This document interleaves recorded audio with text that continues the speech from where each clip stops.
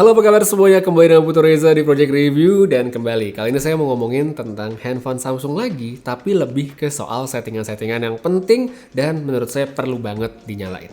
Fitur-fitur ini tuh bakal ngebantu banget, apalagi buat mereka yang baru banget punya handphonenya ya, handphone masih fresh, masih baru. Karena secara default atau bawaannya, kebanyakan ini nggak aktif atau cuma jalan sebagian. By the way, seperti biasa, disclaimer dulu kalau apa-apa yang bakal saya omongin di sini mungkin tidak ada di sebagian handphone Samsung. Jadi untuk video kali ini saya ngetesnya ada bantuan dari Samsung Galaxy S22 Ultra untuk handphone flagship dan ada Galaxy A52s sebagai perwakilan mid-range yang umurnya udah cukup lama ya, udah hampir setahun. Galaxy Z Fold 4 dan juga Z Flip 4 nanti juga bakal ada, tapi hanya untuk fitur terbatas aja. Jadi yuk langsung aja kita mulai pembahasannya. Oke, untuk settingan yang pertama ada yang namanya Notification History. Ini tuh penting banget, tapi secara default nggak nyala, jadi mesti kita aktifin sendiri. Fungsi dari fitur ini adalah buat menyimpan history atau riwayat dari notifikasi yang mungkin nggak sempat kita lihat dan udah keburu kehapus. Pasti pernah dong ya, kita mungkin tiba-tiba mencet clear all aja, baru sadar ada notifikasi penting yang nggak sempat dibaca. Nah, kalau fitur udah nyala, kita jadi bisa lihat ada notifikasi apa aja yang pernah masuk. Untuk aktifin ini gampang banget, kita bisa masuk ke menu setting, abis itu pencet bagian notifikasi, geser ke bawah sampai ketemu yang ada tulisan advanced setting dan pilih notification history. Kalau udah aktif, semua notifikasi yang masuk nanti bakal bisa kita lihat dan kerekam seperti sekarang ini. Berikutnya masih soal notifikasi juga, yaitu untuk nampilin secara detail di bagian lock screen. Ini preferensi banget sih, tapi kalau saya masih ngerasa kurang kalau misalnya notifikasi di lock screen cuma tampil icon doang dan harus di-tap dulu baru bisa lihat penuh.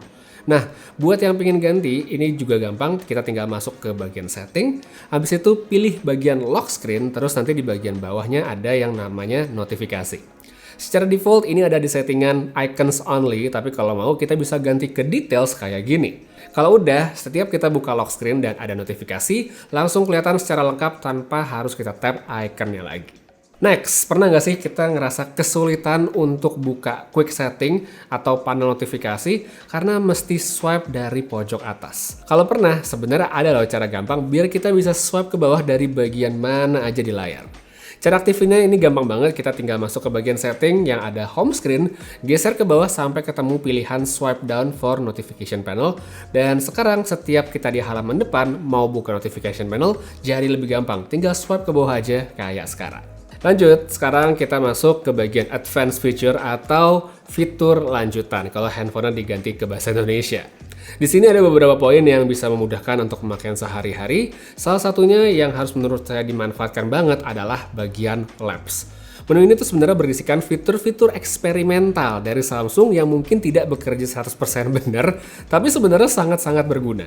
Salah satu yang paling saya suka itu ada yang namanya multi-window atau split screen untuk semua aplikasi. Ini sangat berguna karena membuat semua aplikasi, termasuk yang normalnya nggak mendukung, jadi bisa dibuka dalam tampilan lebih kecil seperti split screen. Contoh yang gampang kayak Netflix deh ya, yang normalnya harus terbuka secara penuh. Kalau opsi ini dinyalain, kita bisa nonton kayak sekarang. Jadi lebih kecil dibagi split screen dan bukan picture-in-picture. Hal yang sama juga bisa kita lakukan pas main game ya, contohnya lagi farming item jadi kita nggak main beneran.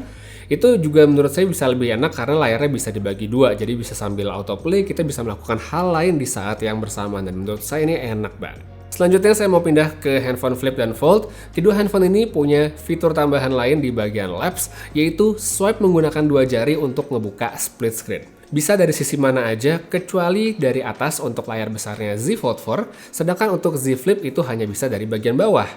Fitur ini sementara hanya tersedia di Flip atau Fold 4 aja, sedangkan untuk handphone lain termasuk Z Fold 3 itu belum tersedia. Jadi ya mungkin kalau udah ada update baru bakal ada. Pengaturan berikutnya, kita balik lagi ke kedua handphone tadi, S22 Ultra dan A52s. Dan ini menurut saya juga sangat berguna, ada di advanced feature, yaitu mode satu tangan alias one hand mode. Saya kurang ngerti sih kenapa sama Samsung secara default ini tuh nggak diaktifin, padahal seharusnya bisa berguna banget buat banyak orang. Dengan aktifin opsi ini, user bakal jadi lebih gampang untuk pakai HP dengan satu tangan apalagi pada perangkat yang besar. Kalau saya sih suka pakai yang mode gestur karena tinggal swipe ke arah bawah aja kayak sekarang, terus bisa kita geser mau ke kiri atau ke kanan. Satu lagi, kita bisa tap 2 kali di tombol home dan jadi fungsi yang sama. Terus gimana nih kalau misalnya handphone Samsung disetel pada pilihan navigasi yang tanpa tombol kayak sekarang? Tetap bisa dipakai dengan swipe ke arah bawah dari area tengah kayak gini. Masih di tempat advanced feature tadi, sekarang ada satu pengaturan yang namanya side key alias tombol samping.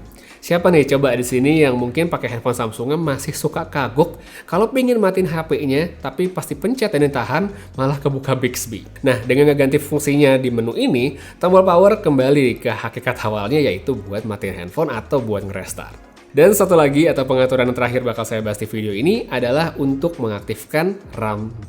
Banyak yang udah tahu tapi yang belum tahu juga banyak banget. Untuk mengakses ini gampang banget, kita bisa masuk ke bagian battery and device care atau perawatan perangkat dan baterai, dan ini kita bisa pencet memori dan bakal muncul menu seperti sekarang.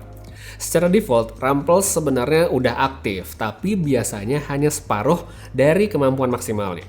Seperti di sini A52s saya yang habis di factory reset, defaultnya itu cuma disetel di 4 GB aja, padahal secara maksimal itu bisa sampai 8 GB.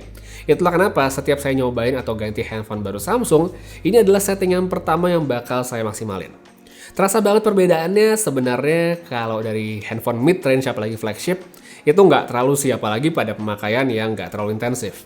Cuma pengalaman saya juga, kalau kita pakai di handphone Samsung mid-range atau entry level ya kayak Galaxy A33 gitu, atau handphone dengan RAM bawaan yang kecil, fitur ini ternyata cukup membantu. Jadi ya kalau misalnya pakai handphone Samsung, menurut saya ini adalah fitur yang perlu banget dimaksimalkan.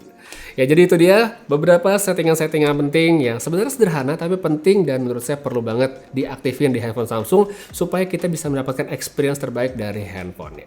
Dari semua yang tadi saya sebutin, mana yang menurut kamu paling keren, mana yang paling berguna, apa aja yang kamu baru tahu, apa yang udah tahu, silahkan tulis pendapatnya pada kolom komentar di bawah.